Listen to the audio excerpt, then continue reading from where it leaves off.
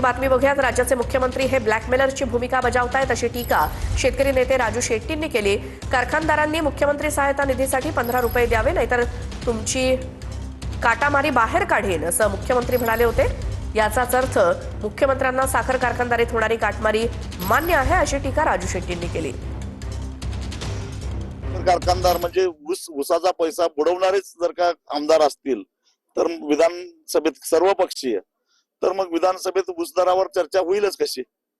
मुख्यमंत्री 15 रुपये सुद्धा एकीकडे कारखानदार, मुख्यमंत्र्यांनी तर सरळ सरळ ब्लॅकमेलरची भूमिका बजावलेली आहे की 15 रुपये मुख्यमंत्री निधीसाठी द्या, नाहीतर तुमची काटामारी बाहेर काढेन. म्हणजे काटा मारतात हे मुख्यमंत्र्यांना माहिती आहे. माहित असताना जर याच्यावर कारवाई होत नाही याचा अर्थ काय? मग 15 रुपये दिलं की काटामारीवर मुख्यमंत्री भाष्य करणार नाहीत का? पुढची बातमी बघूयात. अमृता फडणवीस यांनी 2 दिवसांपूर्वी पुण्यातल्या कार्यक्रमात माजी नगरसेवकाचं कौतुक केलं. स्टेजवरती अमृता फडणवीस यांनी मुळशी पॅटर्न चित्रपटातला डायलॉग म्हणत किरण दगडे यांचं कौतुक केलं. ऐकूयात. किरण दादा पाटीलजींचं काम कसं असतं?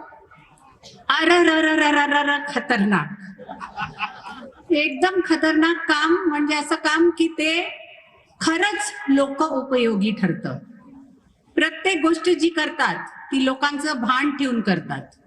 लोकांच्या विषयी त्यांच्या मनात जे प्रेम आहे ते ठेवून करतात. तर बातमी मुंबईतून. वरळीच्या हिट अँड रन प्रकरणावरती सुनावणी घेण्यास सुप्रीम कोर्टानं नकार दिलाय. आरोपी मिहिर शहाच्या जामीन अर्जावरती सुनावणी घेण्यास सुप्रीम कोर्टानं नकार दिलाय. बेदरकारपणे गाडी चालवून अपघात झाल्यावरती फरार होणाऱ्या मुलांना धडा शिकवला पाहिजे अशी टिप्पणी यावेळी सुप्रीम कोर्टानं केली.